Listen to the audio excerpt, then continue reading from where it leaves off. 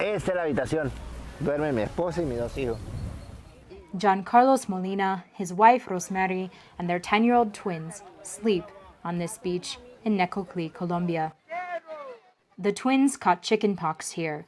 The marks are still on their face and arms. While sick, the children begged their parents to leave this place. Why aren't we going to the jungle, Mom asks. Because we don't have money, her son answers. After a month living like this, they began to sell coffee to other migrants. They save little by little, with cups that cost 25 cents, plus cigarettes and candy. Food is often an afterthought. Sometimes to save, because eating here is expensive. We try to eat very little. The kids eat well, but we try to cut down. Not to mention, there is the worry, the stress, work. They don't have enough cash to continue on through the Darien Gap, a dense stretch of jungle that migrants must pay $350 to cross in order to reach Panama and continue north toward the United States border. Panamanian authorities estimate more than 113,000 children crossed the Darien Gap last year. Children are more vulnerable to the health risks of migration and living outdoors with limited access to hygiene and clean water. On Necoclí's beaches, it's in plain view. Skin rashes, sunburn, infections. Diarrhea and respiratory viruses are also common. VOA went with Red Cross staff as they evaluated the cases of children living on the sand. Try to give him the medicine as it indicates there on the medical formula, okay? If you see there's no improvement, take him in again. The Red Cross estimates its workers attended to nearly 6,000 children here in 2023. And that's before the jungle, where organizations have no reach.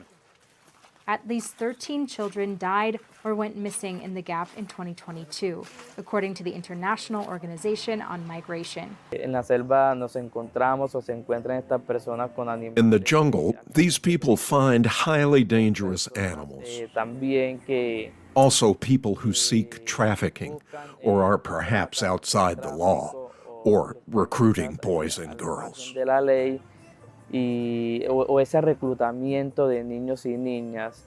Elsewhere on the beach, David Diaz and Flor Rodriguez accept a ticket for their 3 kids to eat lunch that day at a small kitchen run by a charity in town. They're 11, 5, and 1-year-old. An organization called Compartir, which in Spanish means to share, works with local Catholic nuns to offer meals twice a week. Children go first, as other hungry people wait eagerly in line. They can only serve about 150 people because funding is limited. Diaz and Rodriguez left Venezuela just 5 months ago.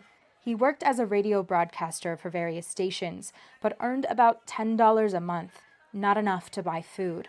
They know this trip in the jungle could be risky with young children. At night, the family sets up their tent, one for all 5 of them. They also don't have enough money to continue and say they might go back to the big city of Medellín to work, then try again. In the morning, hundreds of others pack up their tents, their belongings and cell phones in plastic. They board boats to cross over to the jungle. Their passage is already paid to smugglers who will guide them through the Darien Gap and onward toward the United States.